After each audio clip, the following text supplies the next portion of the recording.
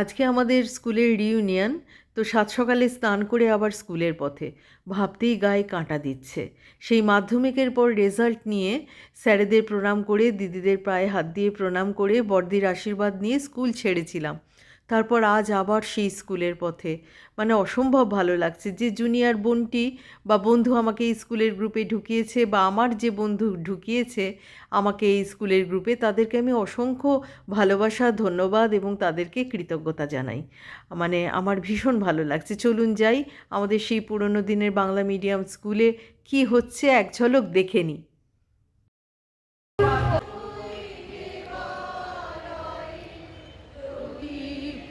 স্কুলে আমাদের প্রেয়ারে এই আগুনের পরশমণি গানটা গাওয়া হতো। তো আজকেও এই আগুনের পরশমণি দিয়েই আমাদের অনুষ্ঠান শুরু হচ্ছে। কি অদ্ভুত, মানে অসাধারণ লাগছে।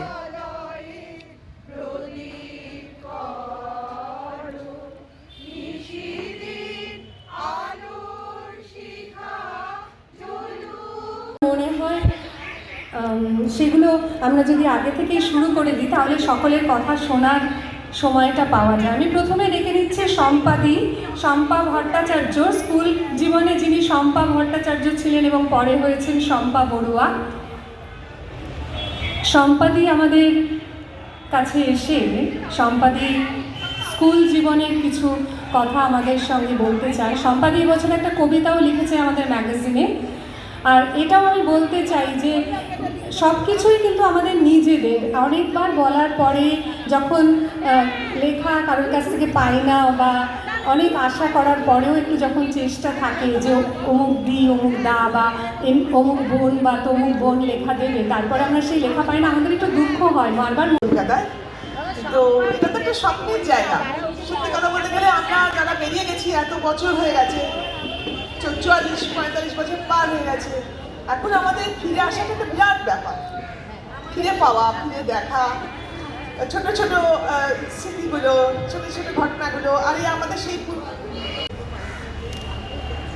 নমস্কার আমার বন্ধুরা, আরও যারা পুরনো আছেন, আমার দাদা দিদি এবং আমার স্কুলের টিচার যারা আছেন, তাদেরকে আমার আন্তরিক শ্রদ্ধা এবং ভালোবাসা জানাই। এই রিইউনিয়ন এখানে মান্নাদের গানটায় কপিরাইট এসছে বলে আমি একটু মিউট করে দিলাম বন্ধুরা।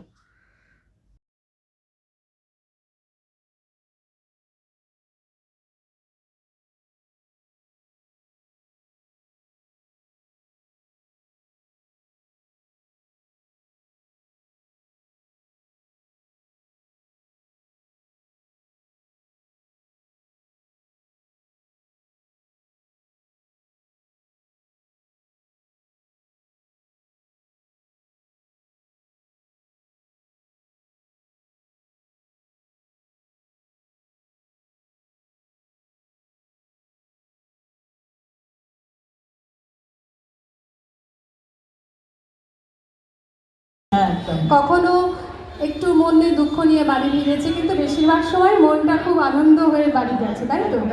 এবং মধুমিতাদি একটা মানুষ আমি যাকে বলতে পারি যে সব সময় সব কিছুতে প্রস্তুত।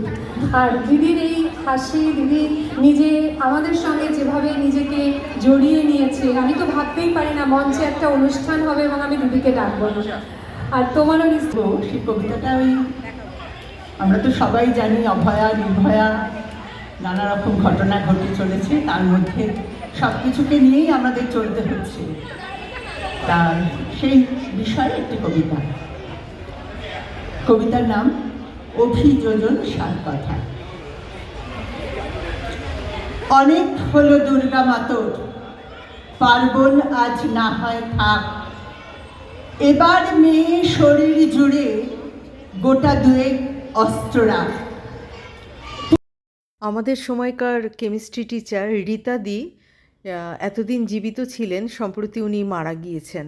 তো ওনার সম্বন্ধে বলতে বলা হয়েছিল।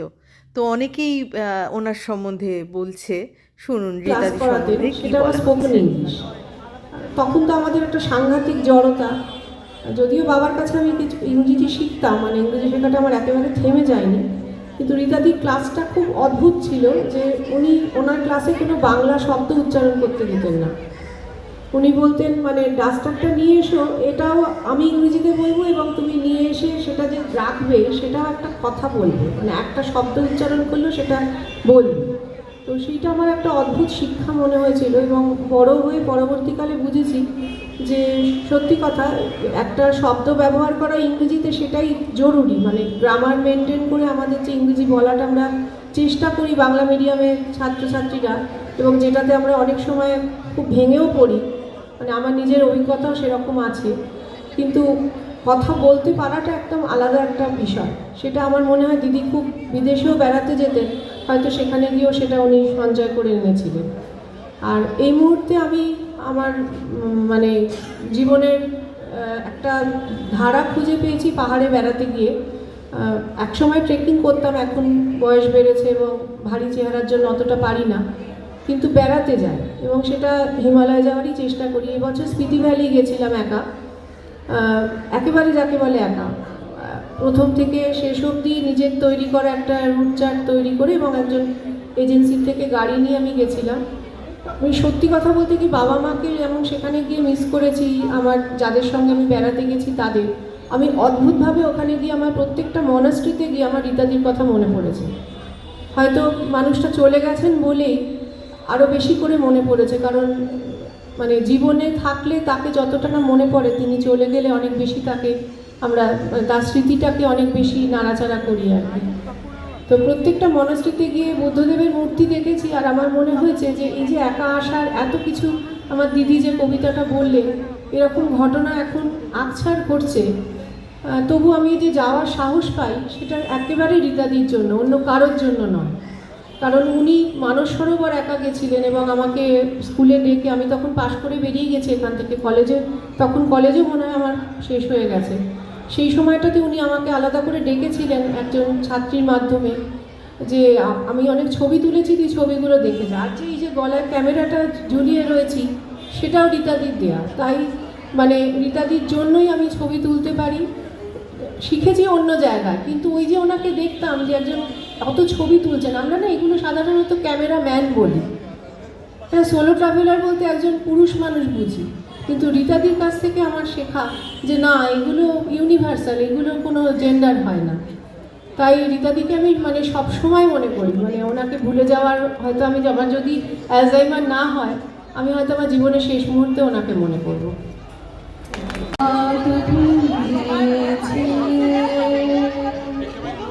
পাগল হওয়া বুঝতে না রে,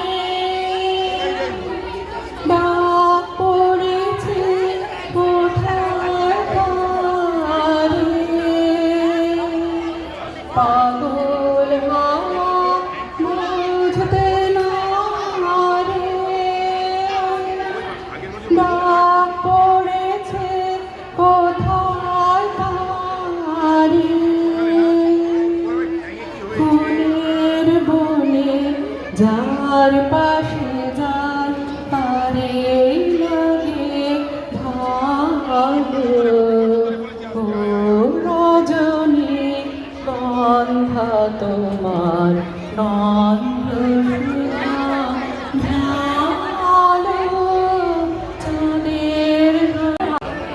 তোমাদের সকলের সামনে পাঠ করে শোনাবো জীবনের জলছবি। রচনা ও নির্দেশনা শ্রী শুভাশিস ঘোষ ঠাকুর, একক অভিনয় আমি সুজয়া ব্যানার্জি। জীবনের জলছবি। স্কুলের শেষের দিন কণিকা দিদিমণি ডেকে বলেছিলেন, তুই তো বড্ড আনবো না, বই খাতা পেন জ্যামিতি বক্স কত কিছুই তো ফেলে চলে যাস, আর তো আসবে না, কিছু ফেলে যাচ্ছিস না তো। ছেলে মানুষের সরলতা লজ্জা পেয়ে বলেছিলাম না না না, অথচ আজ স্কুল বাড়িটার সামনে দাঁড়ালে বুঝি, সে স্কুল জীবনটার কথা ভাবলেও বুঝি ফেলে এসেছি, ফেলে তো এসেছি বহু কিছু। এ জীবনের অনেকটাই জীবনের সুন্দর সময়ে বিষয়বস্তু জানা নেই তার কিছু, সেগুলো তো আমি বড় হলে পড়বই। এই সব কি আগেই বলি এবার মেনু বড়ই সোজা সাপটা, স্কুলেই ঢুকে হাতে পাবে গরম কফির কাপটা, সঙ্গে হবে মুখরোচক খাস্তার মুচমুচে, বেবি কর্ন, পকোড়া, পনির, ঝাল ঝাল মুড়কুর মুড়ে। আরও আছে হাতে গরম ফার্সি আলু ভাজা, ফ্রেঞ্চ ফ্রাই। আরও আছে হাতে গরম ফার্সি আলু ভাজা, শীতের সকাল মজাই মজা, মেজাজটাই তো রাজা। স্টার্টারেতে ডিমের টেবিল 3টা 8খানা, সাথে স্যালাড, আম কাসুন্দি, আল্লাদে 8খানা। মেন কোর্সে ভেজ রাইস প্লাস নবরত্ন কারি। মেন কোর্সে ভেজ রাইস প্লাস নবরত্ন কারি। এরপরে আর আছে কি বলছি গল্প তারই। ছপাং করে ফিস কালিয়া পড়বে যেই পাতে, পিছনে চিকেন হাঁক পারবে আমিও আছি সাথে। নিরামিষ চিন্তা কিছে, বলছি কানে কানে, কোপ্তার ধোকা আছে ভেজ অপশানে। পরের সেশন পাঁপড় আর চাটনি আম সত্ত্বের, সাথে গুড়ের রসগোল্লা, অমৃত যা মর্তের। সব আইটেম রিপিট আছে, শুধু চেয়ে খান, শেষে হাসি মোকার মিষ্টি খিদি পান। খাবার সময় মিলিয়ে নিও বললাম যা যা, ফেরার আগে মিস করো না শেষ বিকেলের চা। ধন্যবাদ।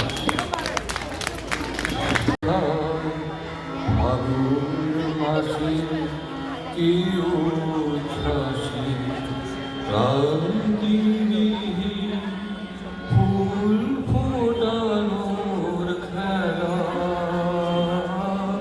ক্লান্ত বিজন আখান্ত পূজন, ক্লান্ত বিজন সন্ধ্যা বেলা, ক্লান্তি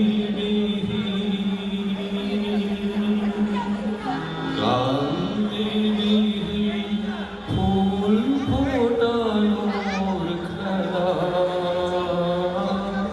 ক্লান্ত পূজন, ক্লান্ত বিজন সন্ধ্যা বেলা। প্রত্যহ সেই ফুল দোষে রোশন সুধায় শিখিলো শিখিলো। পুরো গানটা গাইলাম। আগে মনে করলে চুরি, পরে মিশলে চুরি, এত সততা এত যে জ্ঞান।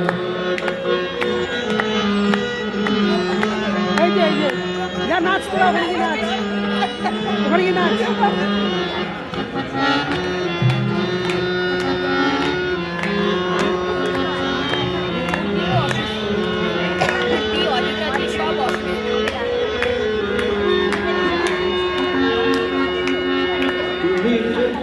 जान मन मुस्कुरा के बोल दी, तू मीठे बोले जान मन मुस्कुरा के बोल दी। धड़कनों में आज भी शराबी रंग भूल दी, तू मीठे बोले जान मन जो मुस्कुरा बोल दी।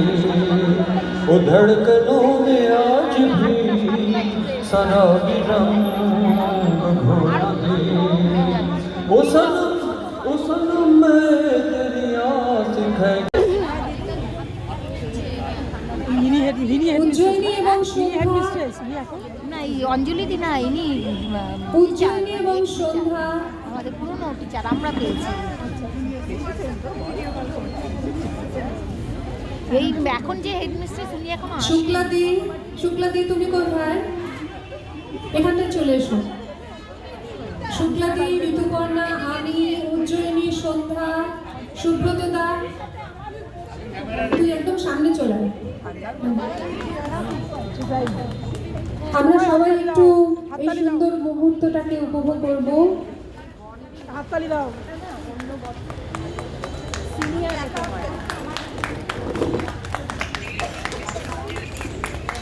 হ্যাঁ আপনি আসলেন না। একটু বড় করে হাততালি চাই, এতে তো মনে হচ্ছে ভীষণ ঠান্ডা লেগেছে সবার, এতটাও ঠান্ডা নয় কিন্তু। হ্যাঁ এবার ঠিক আছে। হুম না দিদি এখনো আসেননি। এখানে রাখুন।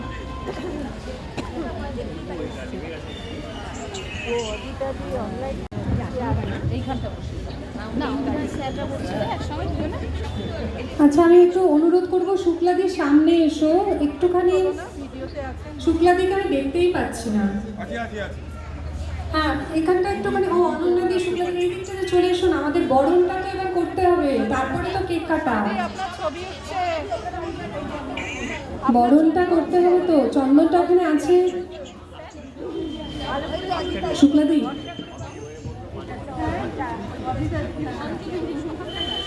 এই আলপনা আলপনা সরে যা।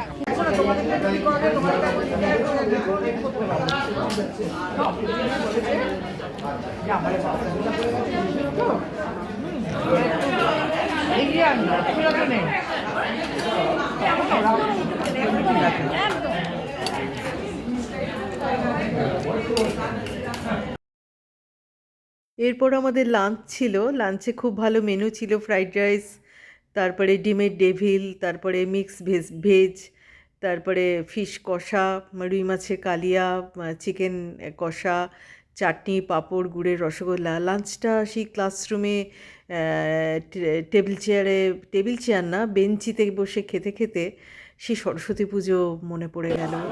মানে সেই সরস্বতী পুজো, সেই খিচুড়ি, বাঁধাকপির লাবড়া, সে আমরা লাইন দিয়ে বসে খেতাম। কি ভালো করলে, মানে এত ভালো লাগছিল, মানে কি বলবো।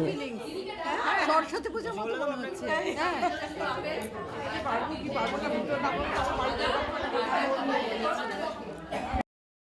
লাঞ্চেই শেষ ছিল না। লাঞ্চের পর পোস্ট লাঞ্চ আড্ডা এবং চায়ের ব্যবস্থা ছিল বিকেলে। কিন্তু যেহেতু আমার ফেরার তাড়া ছিল, আমাকে ফিরতে হয়েছিল। কিন্তু ফিরতে ফিরতে স্কুলকে এত মিস করছিলাম যে কি বলবো। মানে সেই স্কুল বিল্ডিংটা আমি আসা যাওয়ার পথে প্রায় দেখি, কিন্তু ভেতরে ঢোকার সৌভাগ্য হয়নি, আজকে হলো। মানে মা বাবার পরেই স্কুল, মা বাবা স্কুল, মানে এদের কাছে ঋণের কোনো সীমা নেই এবং এদের কাছে কৃতজ্ঞতার কোনো সীমা নেই। ভীষণ ভালো লাগলো। সবাইকে অসংখ্য ধন্যবাদ এবং ভালোবাসা, শুভেচ্ছা জানাই।